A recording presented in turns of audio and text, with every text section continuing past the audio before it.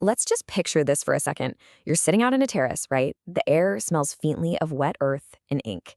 Sitting across from you is Mira. She's just brought out a packet of mango kernels, kind of tart, but unexpectedly sweet, and she's unfolding this beautiful world map, hand-sketched in ink, right onto a piece of cloth. Beside her is Arav, and he's holding a small, worn-out ledger that his cousin uses to export spices. When he speaks, it's with this slow, steady patience. And in that exact moment, the air feels vast, but incredibly intimate. It's almost as if the entire world has shrunk down to the size of your bench, yet simultaneously stretched out into every single port and shipping lane across the globe.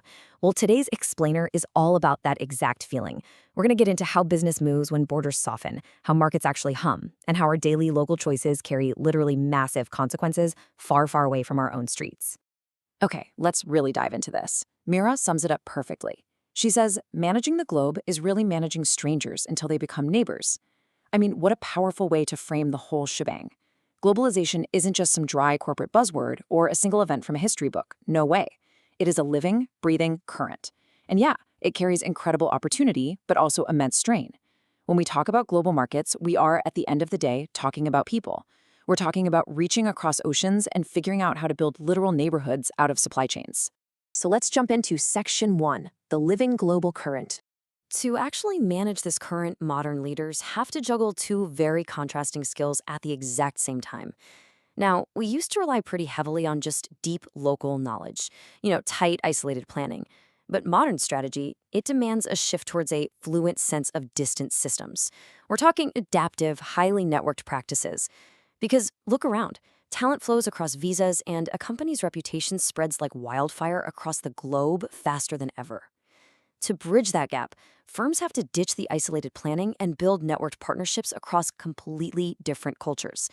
And here's the absolute game changer. Emotion matters. Building trust through a simple, authentic, handwritten note, or just showing up to a production facility, that can open doors that a 50-page legal contract literally can't. Let's look at 3 amazing real-world examples of how this plays out. First up, a Chennai spice cooperative. They didn't just ship bulk spices. They exported small, curated boxes and actually trained their farmers to document harvest stories. They were shipping taste alongside memory, completely building provenance. Next, check out this Bangalore tech startup. They structured their customer support across 3 time zones, but they hired specifically for empathy and trained their staff to use local idioms. They made their brand feel human no matter where on earth the customer was sitting. And finally, a century-old handloom house that partnered with a European designer. They literally swapped artisans for residency visits. Why? To protect the very soul of the weave while still hitting new markets. So in global times, managing is absolutely just as much about translating human values as it is translating physical goods. All right, moving right along to Section 2, Stories of Global Trade. Now, what's really interesting here is how we understand the mechanics of this exchange, which brings us to trade theories. We so often think of these as dry mathematical formulas you'd sleep through in a university econ class, but honestly, they are just stories. They're stories about why nations exchange goods. Sometimes it's a story of advantage, countries specializing in exactly what they are strongest at. Other times it's about complement, where we swap what we do best to just make life richer for everyone. Sometimes, sure, it's fierce competition driven by tariffs. And sometimes it's this massive, delicate web of rules and relationships where a single tiny shift rearranges everything. Let's ground these theories in some reality. Imagine a coastal town that specializes in drying fish, and they trade with an inland grain market specializing in storage.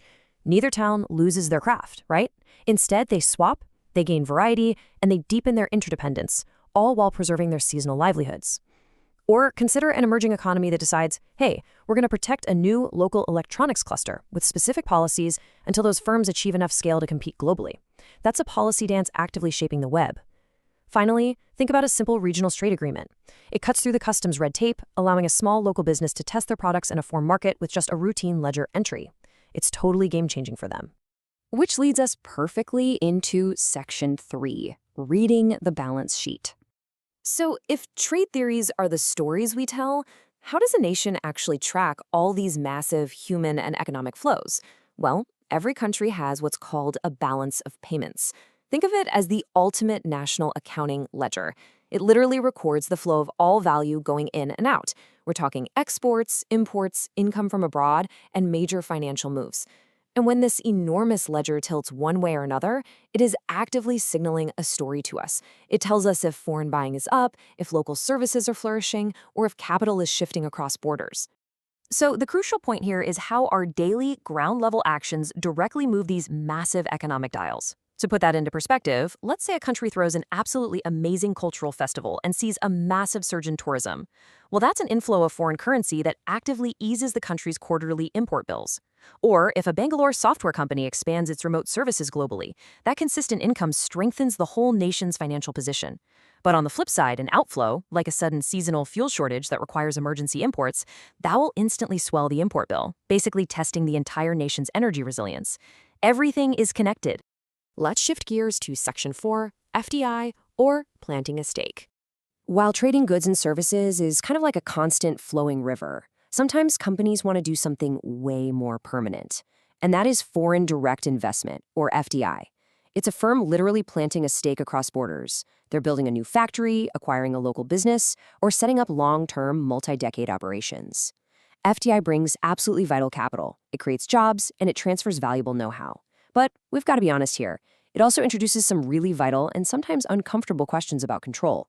Like, does this outside money actually align with the local community's priorities? And this brilliantly illustrates how alignment actually works in practice when FDI respects the local ecosystem. Take an international food company that didn't just buy up crops. They built local cold storage and trained the farmers. That improved yields and anchored their own supply line. It's a win-win. Or a global automotive firm that bought a minority stake in a local parts maker, transferring high-level process knowledge that suddenly opened up entirely new export markets for that local supplier. And I absolutely love this last one, a clean energy investor who didn't just drop a wind park on a coast and leave. They co-managed it with the local community, so the benefits were truly shared.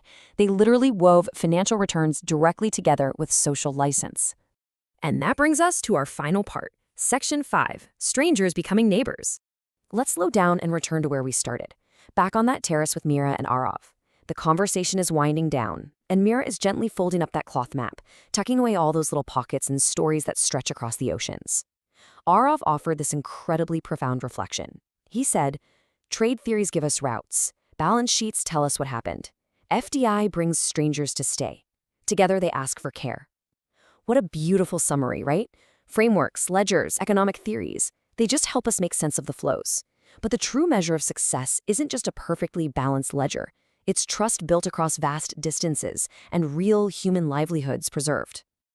As they packed up, they wrote down a final reflection containing 3 questions that I really want to leave you with today. The first is, where do my choices ripple beyond my street? Because every single time you buy a product or engage in a service, you are sending a very real signal down that living global current. Let's move to and see how this builds directly into our second question, whose voice do I carry when I move product or capital? Think about it. Every single transaction has a human story embedded right inside it. From that spice farmer in Chennai to the artisan in Europe, are we actually honoring their craft? And finally, the most important question of the whole bunch. How do I ensure that growth is not only wider, but kinder? Because look, if we are going to rely on these global markets, if we're going to build businesses that span entire oceans, our ultimate goal shouldn't just be massive scale. It really needs to be ensuring that as we manage the globe, we are truly, genuinely turning strangers into neighbors. I want you to think on that. Thanks for joining us for this explainer, and we'll see you next time.